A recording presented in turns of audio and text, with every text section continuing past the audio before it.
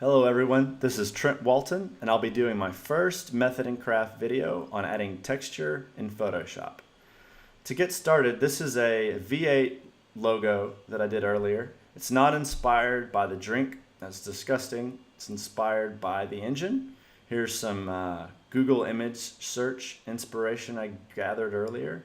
And for the color, I used a 1970 Boss 302 Mustang looking around at 70s muscle cars and thought that was pretty cool. So that's how I got to where I am now. What we'll be doing is adding texture. There's a lot of ways you can do this. There's lots of free resources. You can download brushes. I use brushes a lot. My favorite are Liam McKay's Function Subtle Grunge brushes. But I really like to make my own. I've got a scanner here in the office and I'll look around and I've scanned things like the bottom of my shoe. I've gone out to the garage and found a rusty old metal sign and scanned that. I've scanned mouse pads, iPhone and iPad screen protectors. Just look around, find things to scan and see what you can come up with. It's a lot of fun and it's kind of nice to be able to do your own. Today we're going to use a cookie sheet I grabbed from the kitchen. I noticed it had some nice scratches and scrapes and then all these sort of stains and blemishes that I thought we could get a lot out of. So to get started on the actual project, we will need to up the contrast here quite a bit so we have something to work with on our logo. We'll start off by going to Image, Adjustments, and before we do brightness and contrast, I find this helps things along when harvesting texture from photographs or scans. I bump up the mid-tone contrast just sort of when I start to see things peek out, and that's 44 is good. Sure. And then now we can go ahead and do our brightness and contrast. Let's say 30 for brightness and quite a bit more for contrast. Yeah, that looks gross. That's exactly what we want. There's lots of contrast here that'll be able to pull into our V8 logo. But not yet. This next step I've been doing for as long as I can remember in Fireworks, and I haven't found a way to do it in Photoshop that I like.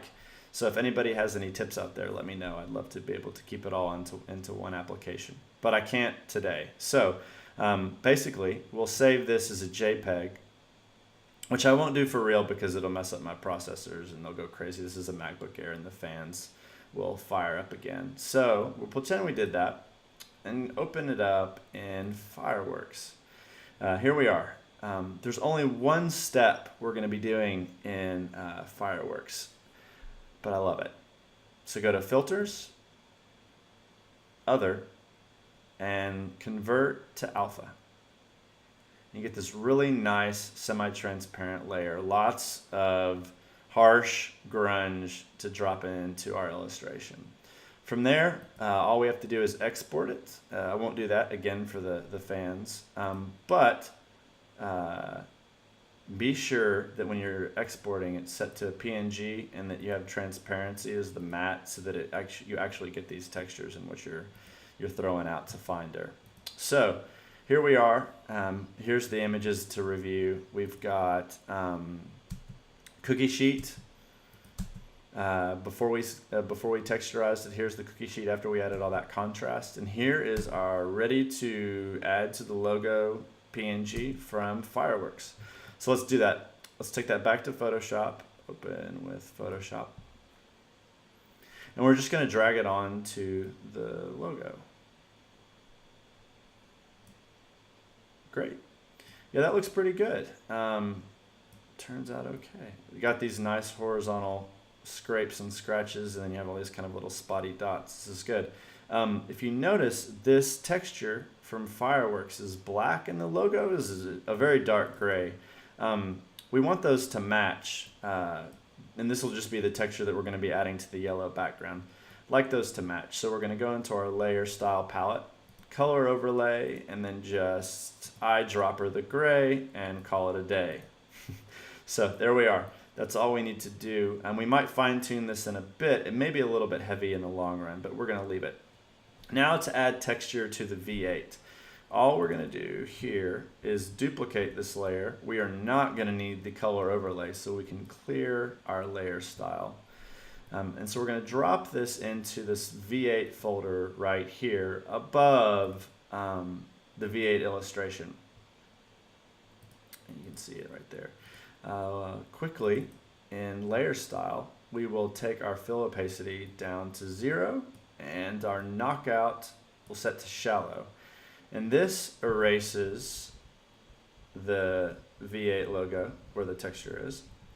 And this is definitely too heavy, but I'm just going to kind of slide this around until I see something I think is okay. Good enough. All right.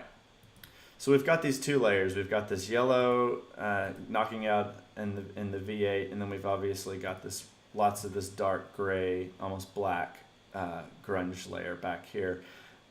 This is all fine and good, but I do think this is a little bit much for what we're trying to achieve. So let's take two different ways of reducing texture, and I use both of these on anything I'm working on. So the first one is a little bit more involved, but I like to not have to resort to a eraser all the time. So we're going to take this gray layer and we're going to duplicate it. And instead of letting it be dark gray, we're going to turn it back to this yellow color.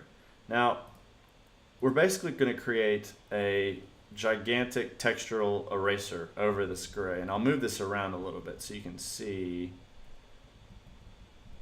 that the dark gray is still back there. So what we're going to do is I'm probably going to need to duplicate this quite a few times. So I'm going to make like 5 or 6 of these, and I'm going to merge all of them because it's not necessary to keep them apart, keep things tidy. And let's let that happen. Oh, I think I've got another one. Yeah, I believe they're both yellow. And here we go. So you can see we've got this really nice reduction in texture here. Let me see if I can select it. Just that. There we go. And you can see kind of the before and after. It's pretty heavy, and that's a significant cutback. Quite nice. I'll leave it right here. And as you know, you can tweak this and play with this for as long as you want. And I do. I usually spend quite a few minutes erasing the pieces that particularly bother me, and making sure it's well balanced, but still random. So there we go. That's the background, and I think that's finished. Now to wrap up, we will go back into this V8 logo, and I'm just simply going to take whatever eraser Photoshop gives me and erase until I think it's acceptable. A little more down here. And again, you can tweak this until you go insane, but I wouldn't advise it. So here we go. I think that's good. Yeah, V8. Great. So there's plenty more ways you can add texture. Like I said earlier, you can use brushes. One of my favorite things to do is to get an actual photograph or scan something and not convert it to alpha and play with these blending modes, like darken, multiply, color burn. My favorite is color dodge. I use it quite a bit, but I'll save that for another video. So here we are, V8 textured with Photoshop and a little bit of help from Fireworks.